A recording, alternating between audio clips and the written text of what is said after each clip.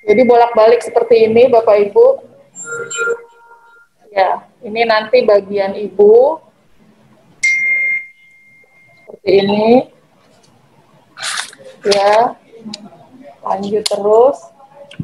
Kemudian untuk bagian anak, ya seperti ini.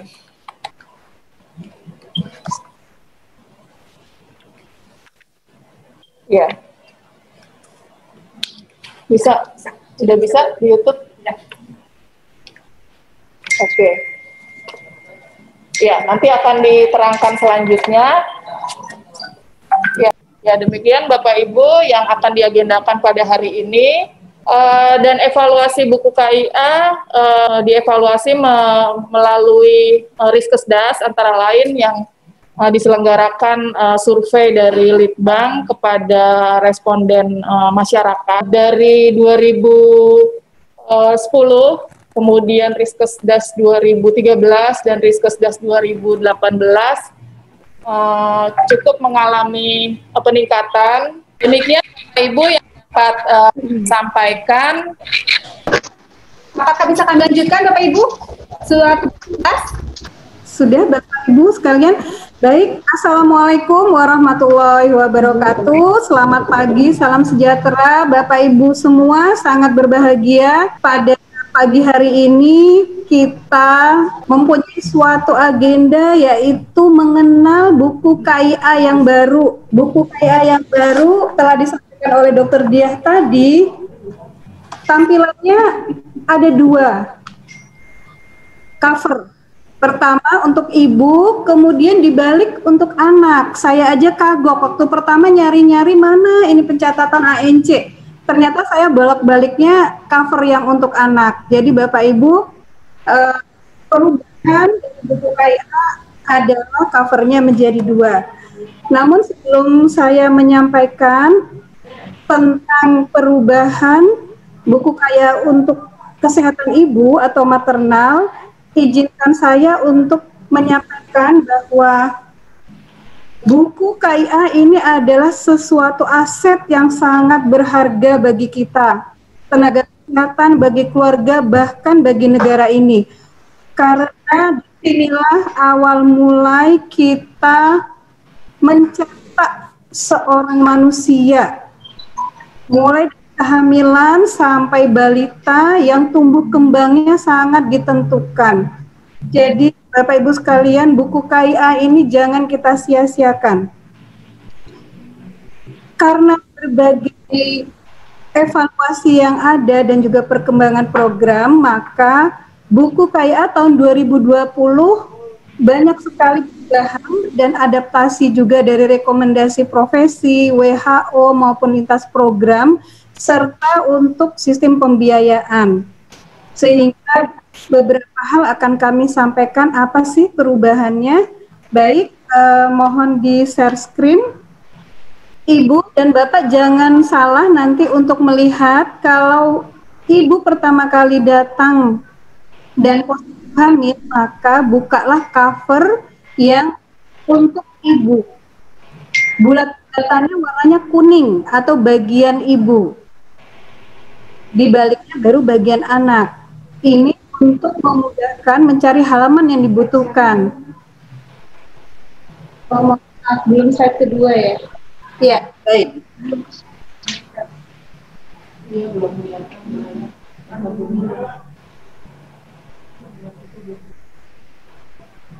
Baik, Bapak Ibu masih ditunggu share screen-nya. Mohon bersabar sebentar.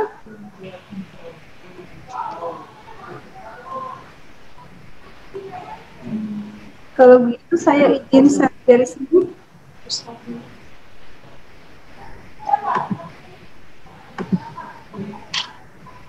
Ini Mbak.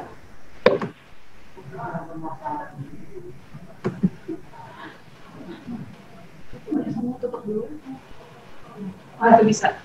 Okay. Sudah terlihat share screen? Ya, baik. Bapak Ibu tolong di slideshow, Mas Torik. Oh, saya yang slideshow. Saya kira dari sana berhasilnya.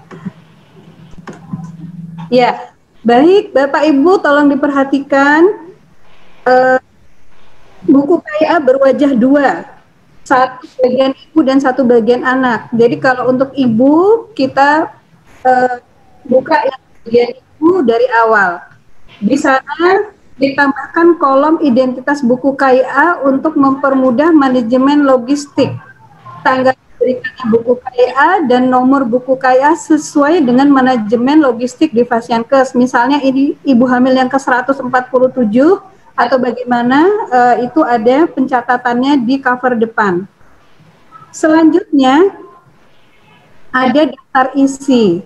Sebelumnya ada versi yang 2015, namun sekarang kita rubah tampilan dari daftar isi yang memuat bagian ibu terdapat di cover ibu, dan daftar isi yang memuat bagian anak juga ya di daftar isi tersebut nanti bisa dilihat di bagian anak.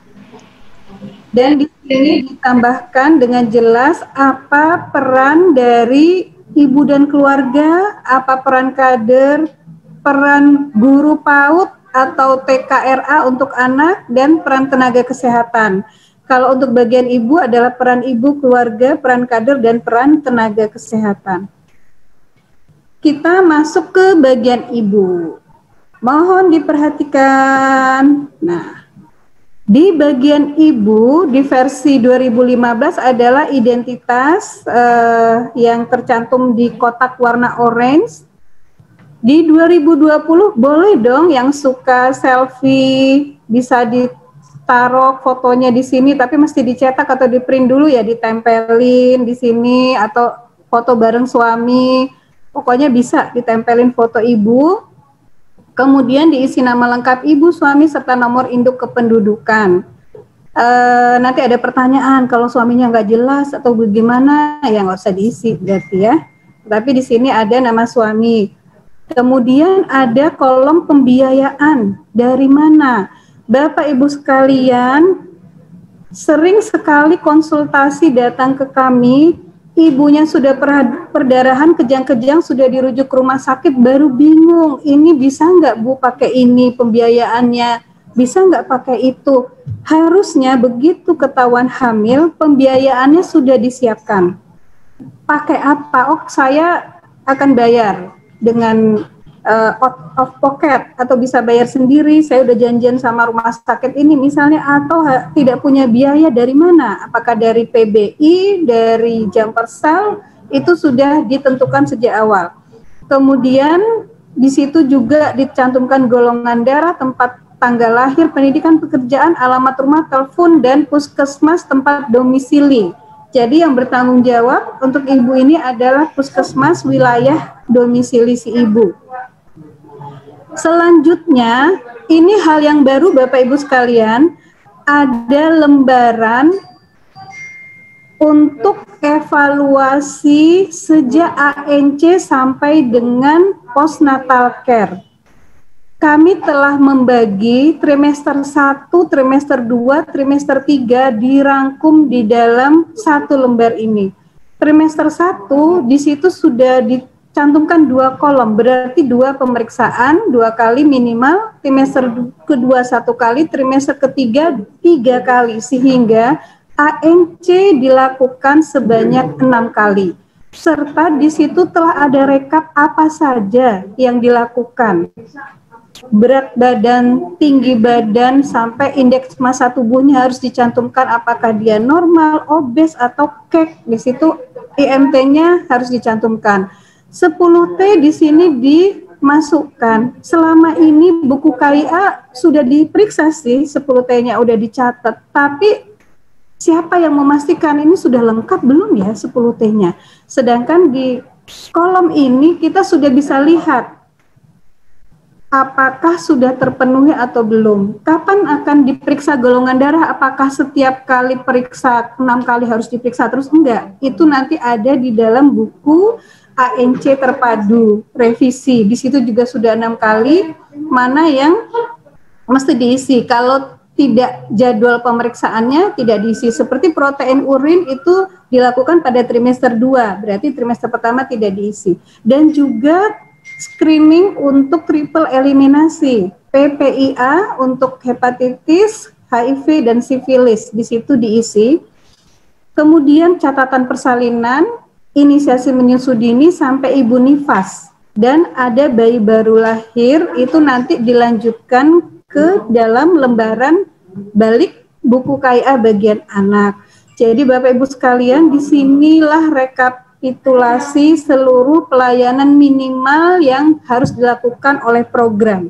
Jangan siwur ya Bapak Ibu dengan standar pelayanan minimal. Ini adalah yang mesti dilakukan oleh program. Sedangkan standar pelayanan minimal adalah kewajiban kepala daerah untuk memenuhi. Si kepala daerah harusnya memenuhi bagian yang mana saja. Sedangkan untuk program kita semua berkewajiban memenuhi mulai dari ANC, persalinan, PNC, dan bayi baru lahir. Selanjutnya kita tambahkan ada lembaran kontrol minum tablet tambah darah pada ibu hamil. Yang mengisi adalah pengawas. Misalnya suaminya, ibu mertuanya, pembantu di rumah, itu memberikan tanda checklist setiap meminum tablet tambah darah. Kalau selama ini kita berikan 90 tablet, cakupannya tinggi, tapi kagak diminum, gak ada yang ngawasin siapa yang minum. Nah, sekarang kita telah menyediakan kolomnya. Nanti kalau kontrol kembali kita lihat. Dan ini kita mohon kejujuran si ibu hamil dan juga pengawas, apakah diminum atau tidak.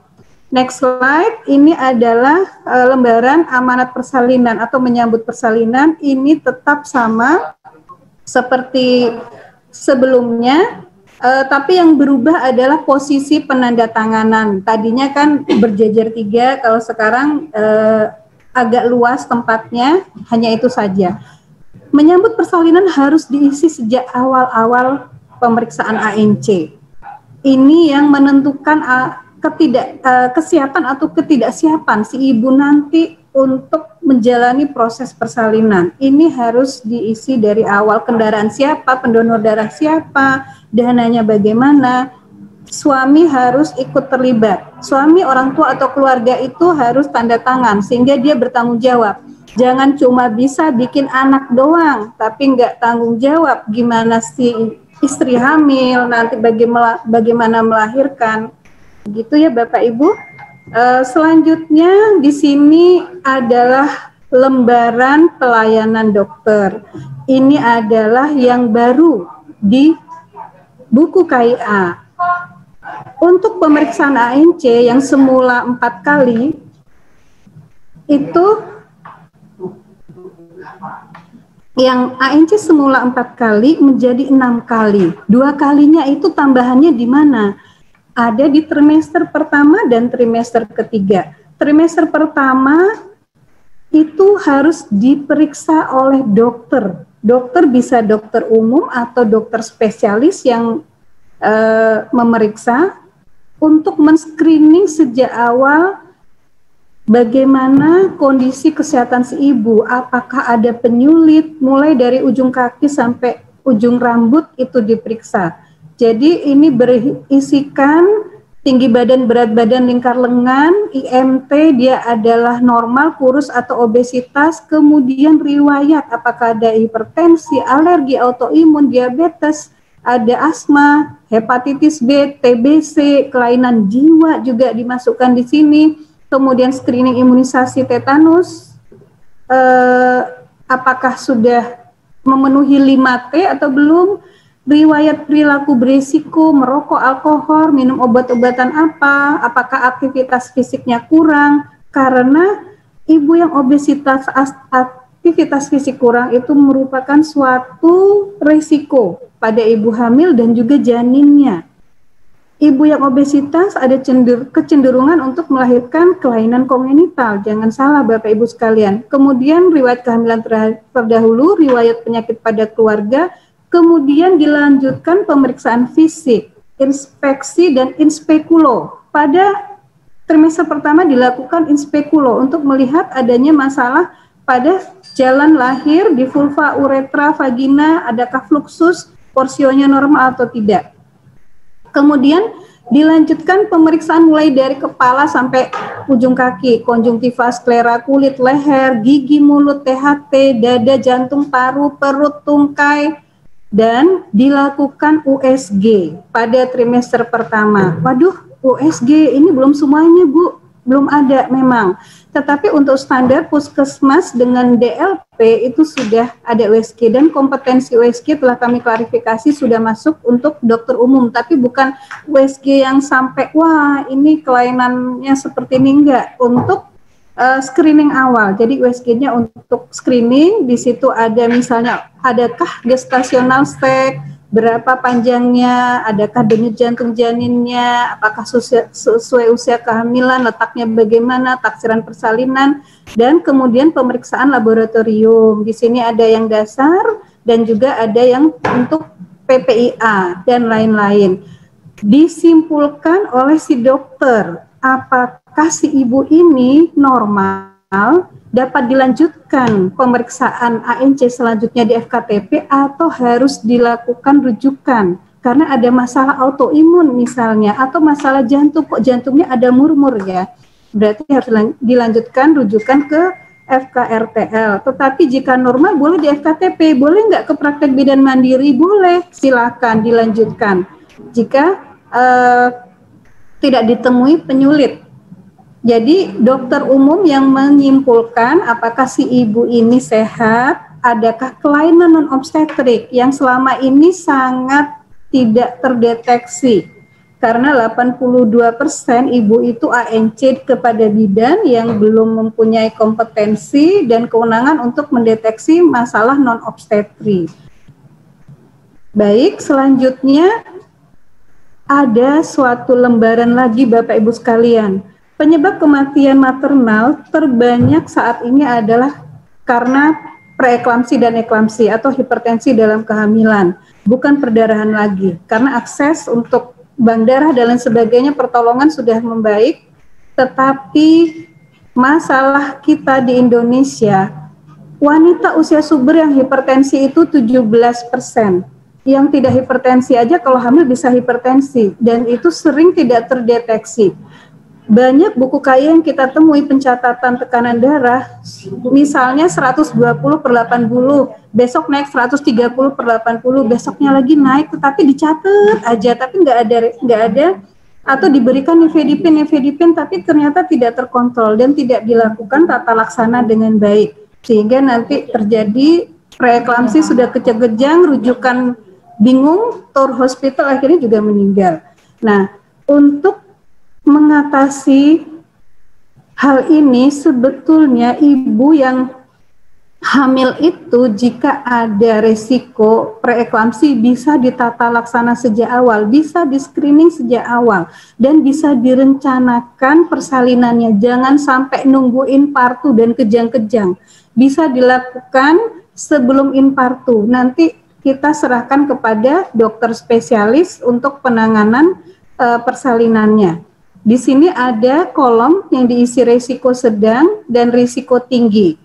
Jika ditemui sedikitnya 2 risiko sedang atau hanya 1 saja yang di kolom yang risikonya tinggi yang merah, maka si ibu harus segera dirujuk ke dokter spesialis obgyn.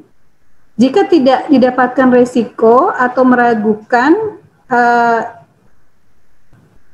lakukan rujukan juga. Kalau tidak didapatkan risiko, dapat dilanjutkan pemeriksaan di FKTP untuk selanjutnya. Jadi lembaran ini diisi oleh dokter untuk men-screening adanya hipertensi dalam kehamilan. Nah, selanjutnya Bapak Ibu, ini ada suatu grafik seperti partograf, tetapi ini bukan partograf Bapak Ibu. Sebelumnya pencatatan dilakukan berbentuk kolom, sehingga kita tidak mengetahui apakah nilai tersebut normal atau tidak. Misalnya tekanan darah, denyut jantung janin, tinggi fundus uteri, sekian senti kenaikannya, itu normal atau tidak ya? Sehingga kita tidak dapat menganalisis secara cepat. Grafik ini adalah suatu rangkuman evaluasi kehamilan yang dapat diisi seperti pengisian KMS. Jika di luar batas normal, maka itu sudah tidak normal. Ini misalnya kenaikan berat badan selama kehamilan, ada di sana plotting untuk EMT, kemudian denyut jantung janin normalnya berapa sih? Di antara 100 sampai 160. Kalau di atas atau di bawah berarti gawat janin. Kemudian nadi ibu, tekanan darah sistolik, tekanan darah diastolik, dan mean arterial pressure atau selisih antara diastol dan sistol. Jadi jangan dikira misalnya tekanan darahnya 130/90, oh masih aman. Padahal sebetulnya itu sudah tidak aman lagi karena ada kenaikan yang membahayakan. Mungkin nanti Prof. Ovi yang akan membahas hal ini dapat menjelaskan lebih jelas lagi, lebih terperinci mengenai hal ini. Kemudian tinggi fundus uteri, normal nggak? Ternyata kok tinggi banget ini, apakah ini kehamilan ganda atau oligohydramnion atau ada masalah lain atau ada miomnya di sana sehingga besar sekali. Nah, ini juga ada batasan untuk kenaikan tinggi fundus uteri. Termasuk gerakan janin mulai dari kehamilan 30 minggu di sini dicatat gerakan janinnya serta pemeriksaan laboratorium apakah normal atau tidak. Jadi satu lembar ini dapat menjadi evaluasi bagi kita si ibu baik-baik saja atau ada suatu masalah sehingga kita harus melakukan pemeriksaan lebih lanjut atau rujukan. Selanjutnya Bapak Ibu sekalian, ini kenaikan berat badan. Nah, selama ini kenaikan berat badan kita tulis kenaikannya misalnya 1 kg per bulan. Ini normal atau tidak ya? Ternyata tidak bisa begitu saja. Kita harus menentukan indeks massa tubuh. Kalau dia indeks massa tubuhnya kurang dari normal, ibunya kurang gizi, maka kenaikan berat badannya bisa sampai 16,5 kg selama mohon maaf, kalau IMT prakahamilannya itu rendah, maka kenaikan berat badannya 12,5 sampai terlalu kecil. Mohon maaf, terlalu kecil.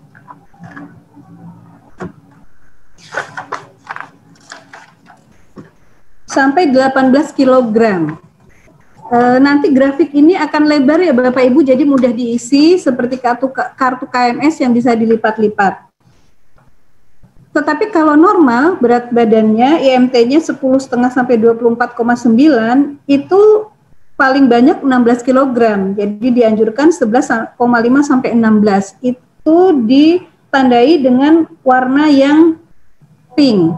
Tetapi kalau sudah obes dari mulai awal kehamilan, IMT-nya lebih dari 30, dia nggak boleh banyak-banyak kenaikannya, hanya 5 sampai 9, yaitu grafik yang diwarnai hijau.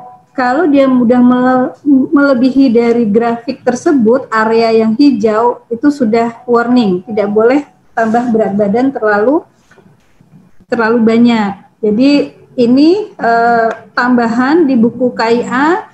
Kemudian kita lanjutkan di trimester ketiga, itu juga harus dilakukan pemeriksaan sekali lagi oleh dokter umum atau dokter spesialis yang merawat. Kalau misalnya tadi harus dirujuk ke spesialis endokrinologi atau karena dia masalah hipertiroid si ibunya, maka pelayanannya harus dirujuk ke sana dan ditetapkan oleh dokter spesialis.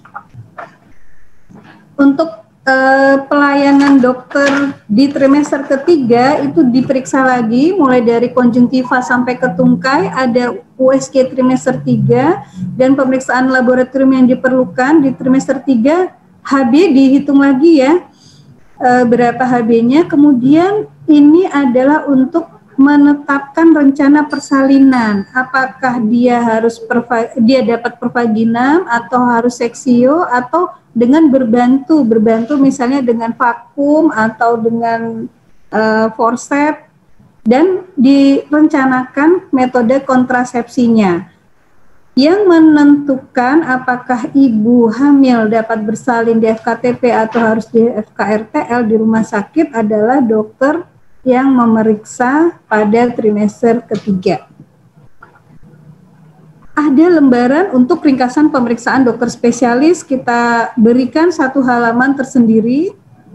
Kemudian saat persalinan, di sini kita buat ringkasan persalinannya sampai kondisi bayi saat lahir. Jadi tinggal dicontreng, dan pelayanan bayi saat lahir itu juga disebutkan di sini, IMD, vitamin K, salep mata, antibiotik, imunisasi HB0. Ini tinggal dilakukan checklist saja. Serta pelayanan nifas. Di sini kunjungan nifas Bapak Ibu sekalian sebelumnya 3 kali. KF1, KF2, KF3, tetapi saat ini sudah terintegrasi dengan kunjungan neonatal, yaitu 4 kali. Sama dengan kunjungan neonatal, 6-48 jam untuk kunjungan pertama, hari ketiga sampai hari ke-7 kunjungan kedua, hari ke-8 sampai 28 kunjungan ketiga ibu dan bayi, hari ke-29 sampai 42 adalah kunjungan untuk ibu nifas, jadi 4 kali. Di sini ada kesimpulannya bagaimana untuk nifas dan juga untuk bayi. Ada pedoman postnatal care yang di dalamnya telah kita bikin seperti MTBS. Kalau Bapak Ibu tahu ada yang merah, kuning, hijau klasifikasinya. Apa saja yang diperiksa saat nifas, apakah ini klasifikasinya hijau, apa kuning atau merah, di situ sudah jelaskan pada pedoman postnatal care. Mungkin belum semua tersosialisasi ya. Dan ada format rujukan serta rujukan balik yang ditinggal di buku KIA dan juga dipotong untuk FKTP yang merujuk. Jadi ada rujukan balik. Pemeriksaan ibu hamil itu disertai dengan konseling. Ini juga dilakukan pada buku KIA versi yang lalu, tetapi kita sudah membuat ringkasan sehingga lebih jelas. Di tiap-tiap materi konseling, misalnya timbang berat badan, ukur tekanan darah, itu ada checklist, ada kotak yang diisi, apakah sudah disampaikan dan sudah dicek pemahaman ibu atau belum. Jika sudah, maka diberi tanda checklist. Ini adalah 10T, mulai timbang berat badan sampai temu wicara. Ini yang menjadi pedoman bagi ibu, terutama di masa pandemi COVID, karena aksesnya terbatas, ada telekonsultasi dan lain sebagainya. Ibu diharapkan diberikan pemahaman yang lebih untuk memeriksa dirinya sendiri, mengenali tanda bahaya. Jika dia ada keluhan atau tanda bahaya, harus segera ke tenaga kesehatan. Di sini juga diberikan porsi makanan ibu hamil trimester pertama, kedua, dan ketiga. Jadi berbeda ya, trimester pertama dan trimester kedua dan ketiga itu berbeda. Di sini ada porsi-porsinya. Dan aktivitas fisik, latihan fisik selama hamil apa, yang dihindari apa saja, misalnya membungkuk, jongkok lebih dari 90 derajat, mengangkat atau mengejan, menahan nafas, misalnya udah gendut, udah besar, berenang yang sampai menahan nafas, dan lain sebagainya. Kemudian tambahan lagi, ternyata kelainan psikologis pada ibu hamil bersalin dan nifas seperti baby blues atau kehamilan yang tidak diinginkan, tidak siap, stres, ada masalah dalam keluarga, suami nggak pulang-pulang misalnya, itu juga kita deteksi. Jadi ada lembaran mengenai informasi depresi pasca melahirkan oleh tenaga kesehatan. Dan untuk ibu nifas di sini juga ditanyakan pelayanan kesehatan bagaimana secara umum, tekanan darahnya seperti apa, pemeriksaan lokia dan perdarahan. Jadi semua yang harus dilakukan pemeriksaan pada ibu nifas kita memberikan kolom dan tinggal di checklist. Itu ada 4 kali kunjungan. Ada periodenya kapan saja seperti yang saya sampaikan tadi. Dan pemberian nasihat untuk makanannya, istirahatnya, bagaimana pemberian ASI, dan juga melakukan stimulasi pada si bayi. Untuk ibu menyusui, ini juga diberikan panduan konsumsi makanan untuk bayi jika memiliki bayi 0-12 bulan, diberikan takaran makanannya, dan terakhir ada lembar apresiasi. Jadi kita mengucapkan terima kasih kepada keluarga telah merawat si ibu dan juga anaknya. Suami dan keluarga telah memenuhi hak ibu selama hamil, bersalin dan nifas sehingga ibunya selamat, bayi lahir sehat. Catatan berupa pesan boleh disampaikan di sini. Pesannya misalnya bayinya nanti jangan lupa ditimbang terus, imunisasinya dan lain sebagainya. Dan ini diberikan juga orang tua boleh mengisi catatan tanda kasih kepada si bayi yang lahir.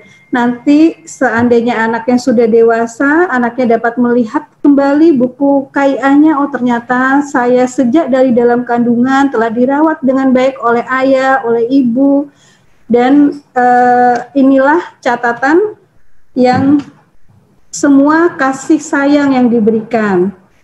Demikian, terima kasih atas perhatiannya. Sekali lagi saya sampaikan bahwa buku KIA adalah suatu hal yang sangat berharga bagi negara ini. Bunga melati kusuma negeri, menjadi penghias yang harum mewangi. Jika buku KIA dimanfaatkan sejak dini, generasi berkualitas akan memajukan bangsa ini. Demikian, terima kasih. Saya mohon maaf jika ada hal yang kurang berkenan. Assalamualaikum warahmatullahi wabarakatuh. Terima kasih Bapak Ibu, sudah disampaikan oleh Dr. Nida bagaimana perubahan-perubahan yang ada pada buku KIA revisi 2020 untuk bagian maternal dan neonatalnya.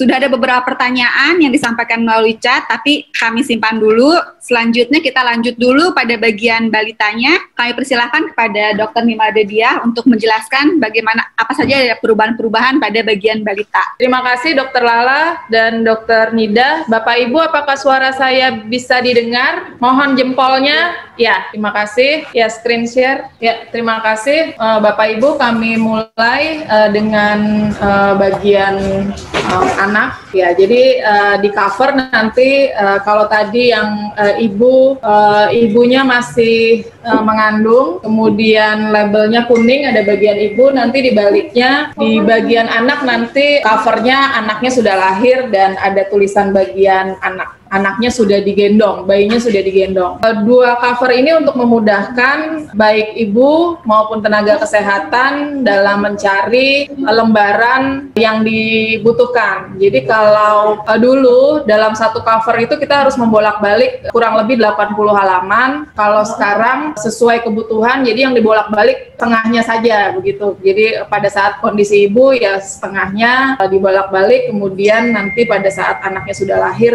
demikian. Kemudian tadi sudah dijelaskan Bu Dida tentang identitas buku KIA pada cover. Identitas buku KIA pada cover ini untuk memudahkan logistik. Jadi mungkin nanti misalnya saja bisa diawali dengan kode N gitu jika distribusi dari Kemenkes, artinya bersumber APBN. Kemudian nanti misalnya kode diawali D jika buku KIA bersumber APBD, kemudian S misalnya diawali S jika bersumber swasta, mungkin seperti itu. Kemudian cover ini kami diberi frame, sebelumnya tidak ada frame, ini diberi frame jika membutuhkan penyesuaian, memudahkan spek gitu, jika membutuhkan penyesuaian gambar, misalnya mau menempel foto atau ada yang mau mencetak tetapi butuh menempelkan identitas seperti itu. Itu untuk memudahkan spek frame ini. Tadi disampaikan juga Bu Nida, jadi petunjuk penggunaan di sini perubahannya adalah disampaikan peran dari keluarga, masyarakat itu ditandai warna kuning, kemudian tenaga kesehatan hijau. Jadi kalau di bagian ibu nanti di petunjuk penggunaan perannya adalah ibu, keluarga, kemudian kader tenaga kesehatan, di bagian anak ditambah guru PAUD atau TK atau RA. Ini identitas, jadi di bagian ibu ada identitas ibu dan suami, kemudian di bagian anak sudah ada identitas anak dan juga orang tuanya atau walinya. Jadi orang tua ada di ibu maupun ada di anak, kemudian yang kelengkapannya tadi disampaikan jaminan kesehatannya dan FKTP maupun FKTL yang menjadi rujukan dari jaminan kesehatan tersebut. Kemudian juga ditambahkan register kohort. Jadi kalau di ibu nanti ada register kohort ibu, kemudian di bagian anak ada register kohort anak. Ini nanti memudahkan tenaga puskesmas untuk melakukan pemantauan wilayah setempat.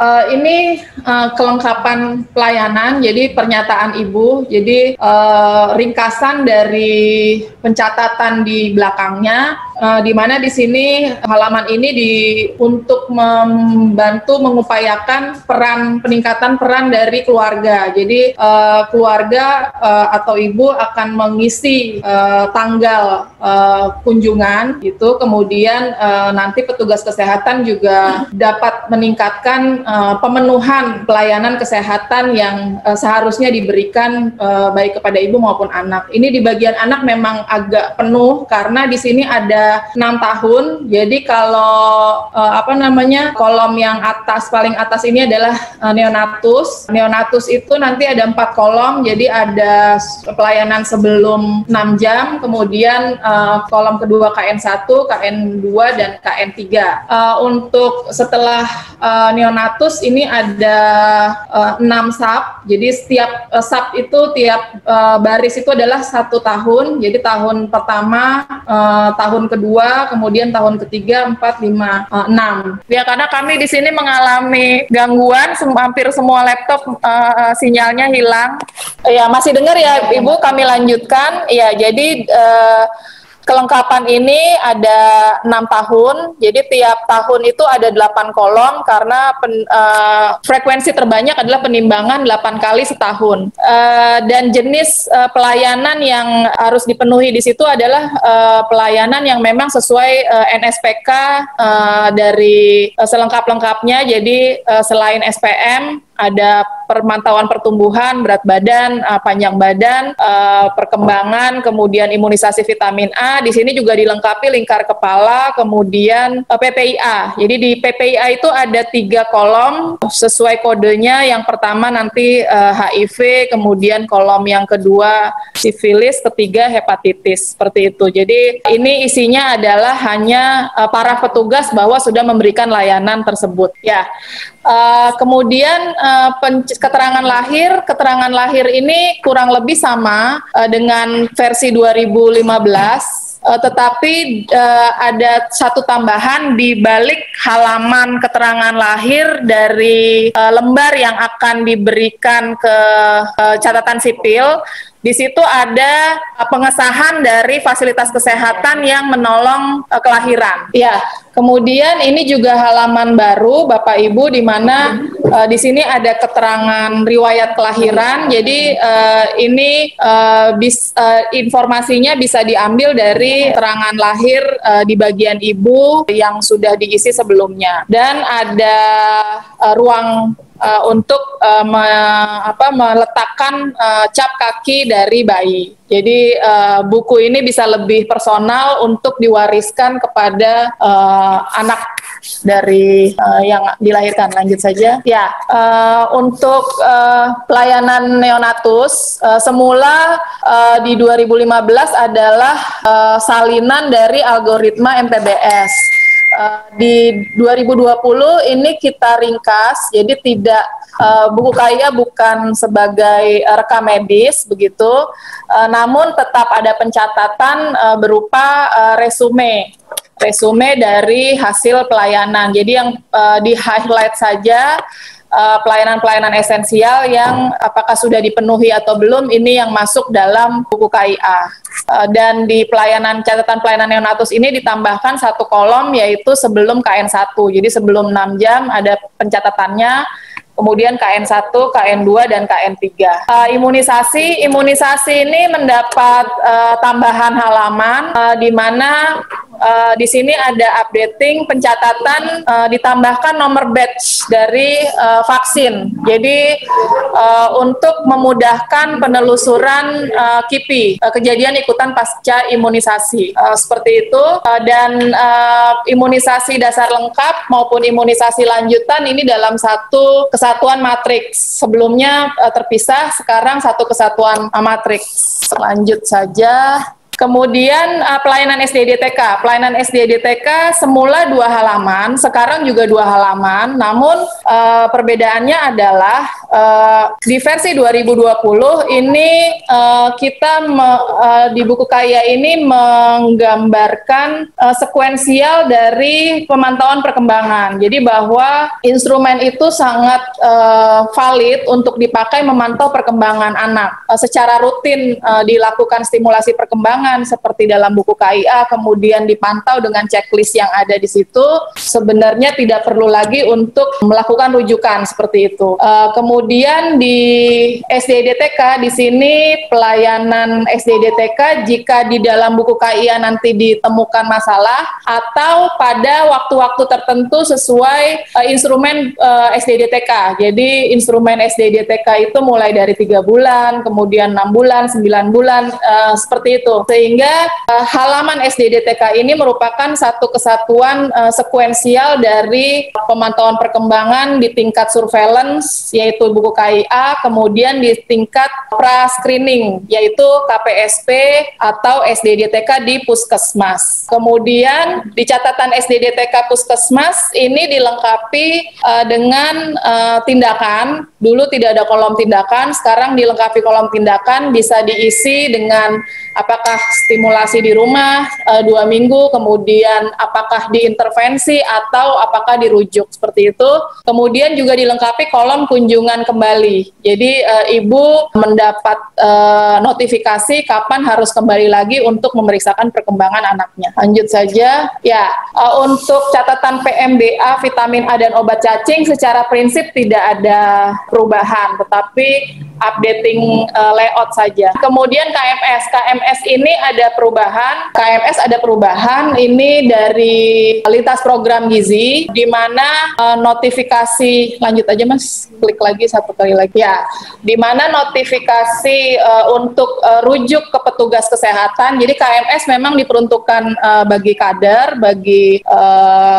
kader yang membantu. Kemudian dahulu di versi 2015 dirujuk jika di bawah BGM, tetapi di 2020 BGM-nya ada updating. Kalau dulu BGM itu garis merahnya adalah garis terbawah, sekarang garis merahnya satu garis di atas garis terbawah, sehingga lebih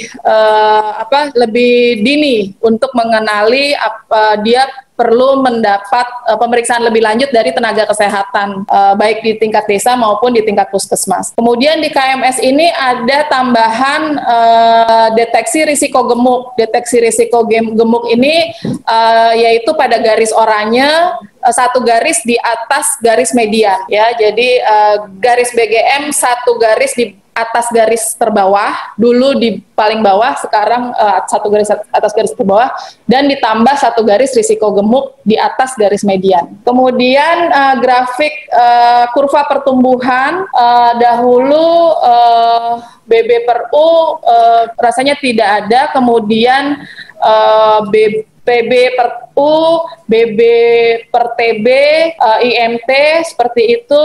Grafiknya 0 sampai 2 tahun, kemudian 2 sampai 5 tahun. Ini sekarang diupdate mengambil grafik WHO juga, grafik yang sama, namun grafiknya 0 sampai 5 tahun, sehingga cukup menghemat lembaran seperti itu. Tetapi prinsipnya kurva pertumbuhannya sama-sama kurva WHO, dan dilengkapi juga dengan kurva BB per U. Ini nanti bisa dipakai buat tenaga kesehatan bahkan oleh dokter maupun dokter spesialis anak. Dan bedanya lagi di sini kami tambahkan notifikasi di bagian bawah, yaitu tenaga kesehatan untuk memploting hasil pengukuran dan menata laksana sesuai Permenkes standar antropometri anak, karena standar Permenkes tersebut baru lahir memang pada tahun 2020 ya. Kemudian orang tua kader kesehatan untuk memantau pertumbuhan perkembangan anak sesuai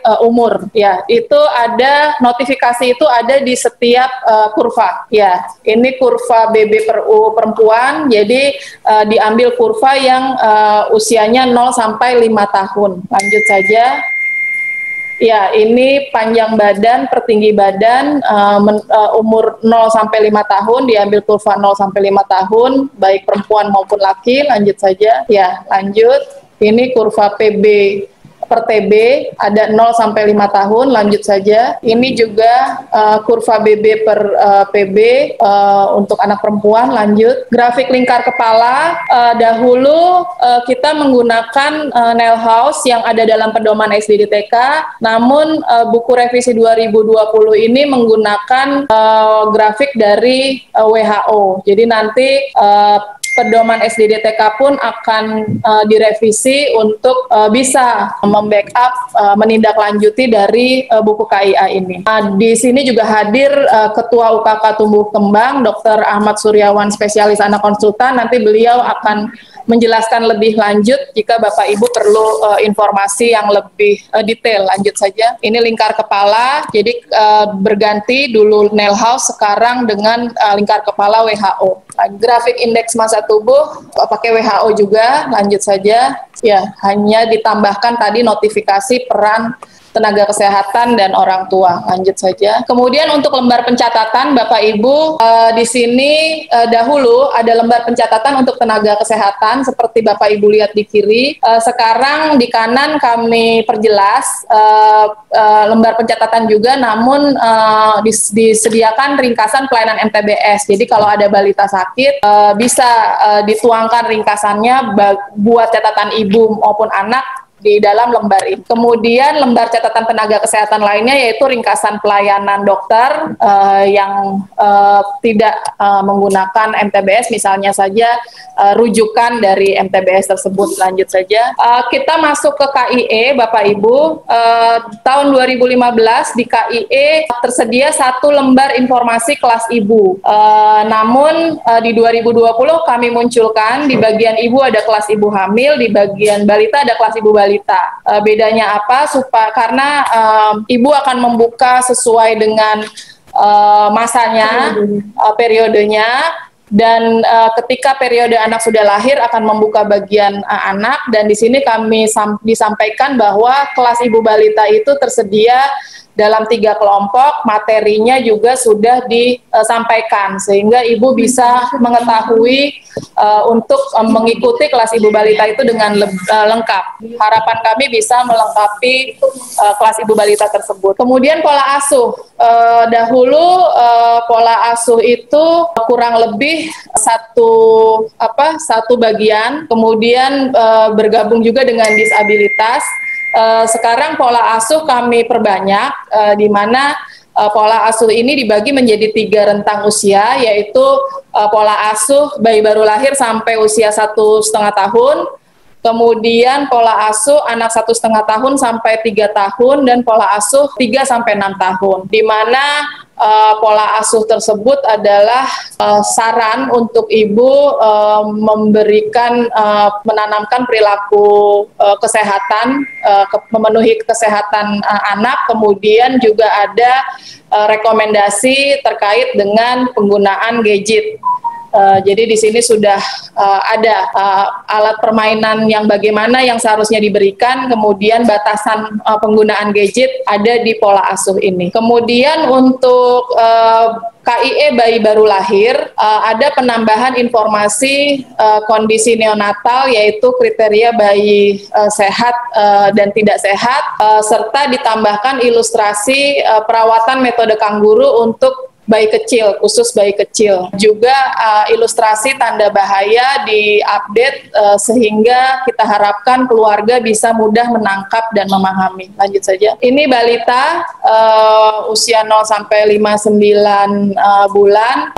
Di sini dulu tidak ada ilustrasi tanda bahaya pada balita. Di sini ditambahkan ilustrasi tanda bahaya diambilkan dari MTBS. Kemudian ada informasi tentang pemantauan tinja. Jadi kalau dulu ada pemantauan warna urin, sekarang warna tinja bayi. Kemudian pemenuhan gizi, ini kami mendapat cukup banyak masukan di mana dahulu informasi gizi lebih banyak seperti kurang mendukung pemenuhan protein, sehingga pada versi 2020 ini dibuatkan dari lintas program gizi terkait menu gizi seimbang, termasuk kandungan protein, karbohidrat, kemudian lemak sesuai dengan kebutuhan gizi balita. Di sini ditampilkan cara penyiapan MPASI sesuai menu gizi seimbang, baik teksturnya, perbedaan tekstur, cara menyiapkannya dengan disaring atau dicincang seperti itu, kemudian cara membuat alternatif dari bahan mentah maupun alternatif dari bahan keluarga yang sudah matang.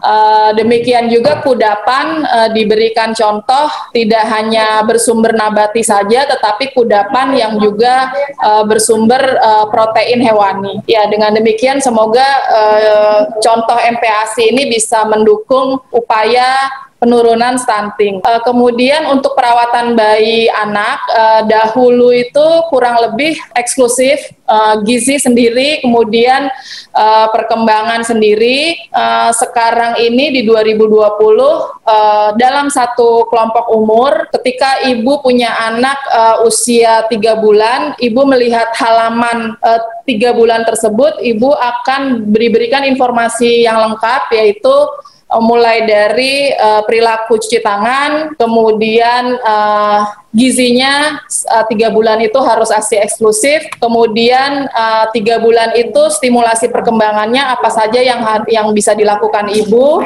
Kemudian untuk mendeteksi perkembangan, apakah bayi 3 bulan sudah menyelesaikan tugas perkembangannya, itu ada checklistnya. Kemudian jenis pelayanan kesehatan yang harus dipenuhi pada usia 3 bulan tersebut, yaitu imunisasi apa saja, kemudian pemantauan pertumbuhan dan pemantauan perkembangannya. Ya, dan tadi itu kembali lagi mohon izin, dan tadi itu ada kelompok usia 29 hari 3 bulan, kemudian nanti 3 sampai 6 bulan, 6 sampai 9 bulan, dan seterusnya. Setiap kelompok usia tersebut ada informasi yang lengkap, dan juga sudah ada informasi termasuk di dalamnya perawatan gigi sesuai usia anak. Kemudian itu tadi sampai usia 2 tahun, kita masuk ke usia 2 tahun ke atas, di mana di sini pemenuhan gizi berbeda dengan di bawah 2 tahun, di mana pemenuhan gizi 2 tahun sudah bisa menggunakan makanan keluarga. Dan di sini pemenuhan gizi pada usia 2 tahun ke atas, karena sudah bisa makanan keluarga, dibuat juga komprehensif dengan kebutuhan cairan, kemudian perilaku cuci tangan, perawatan gigi anak usia di atas 2 tahun ke atas, kemudian kesehatan lingkungan. Kalau dulu kebersihan lingkungan, kesehatan lingkungan, keselamatan lingkungan 1 halaman, sekarang ini kami tambah 2 halaman, di mana 1 halaman untuk kesehatan lingkungan sendiri. Di sini Bapak Ibu tenaga kesehatan yang membutuhkan KIE terkait perilaku, peningkatan perilaku cuci tangan, BAB di jamban, pemakaian kelambu, untuk menyiapkan makanan, higienis menyiapkan makanan. Di sini 1 KIE di kesehatan lingkungan. Kemudian untuk KIE keselamatan lingkungan kami buatkan 1 halaman, karena memang penyebab kematian balita itu banyak cedera, tenggelam, kecelakaan, Sehingga di sini ada satu KIE khusus terkait dengan keselamatan lingkungan. Jadi ada pencegahan anak dari risiko jatuh di rumah, kemudian menghindarkan anak dari bahaya listrik, dari luka bakar, menghindarkan anak dari infeksi, dari kekurangan napas, dan dari bahaya tenggelam. Perlindungan anak dahulu kekerasan cukup banyak halaman, namun hanya kekerasan seksual. Sekarang efisiensi menjadi satu halaman, tetapi kami berharap lebih efektif. Jadi fokus bagaimana mencegah kekerasan itu terjadi pada anak-anak, dan jenis kekerasannya pun diinformasikan tidak hanya kekerasan seksual saja, tetapi ada contoh kekerasan fisik, psikis, dan juga seksual. Dan yang terpenting adalah bagaimana orang tua mengenali anak mengalami masalah tersebut dan mencegah anak jangan sampai terkena kekerasan tersebut. Dan halaman yang baru lainnya adalah anak dengan disabilitas, di mana di sini disampaikan bagaimana orang tua membantu anak dengan disabilitas mampu menjalankan aktivitas sehari-hari yang dibutuhkan supaya anak itu bisa mandiri. Juga diinformasikan komunitas orang tua atau organisasi masyarakat yang pemerhati disabilitas. Perawatan anak sakit dulu ada, sekarang juga ada. Sekarang dilengkapi dengan tanda bahaya dari kesakitan yang bisa dirawat di rumah, sehingga kapan bisa merujuk itu lebih dini dikenali. Lanjut saja. Ini tambahan halaman baru, jadi ada kesiapsiagaan bencana, dulu tidak ada, sekarang ada kesiapsiagaan bencana karena Indonesia cukup rentan. Jadi ini adalah hal-hal yang bisa disiapkan baik ibu maupun anak untuk mengantisipasi bencana yang mungkin saja rutin terjadi, dan apa yang perlu dikenali di lingkungan sekitar. Jadi ibu untuk menganalisa ancaman bahaya di sekitar, kemudian di mana titik kumpulnya, nomor kontak yang harus disimpan, kemudian kit bencana yang sebaiknya sudah disiapkan, terutama ibu hamil dan juga anak-anak. Ini adalah halaman terakhir. Jadi kalau tadi di bagian ibu, halaman terakhirnya catatan ibu kepada bayinya.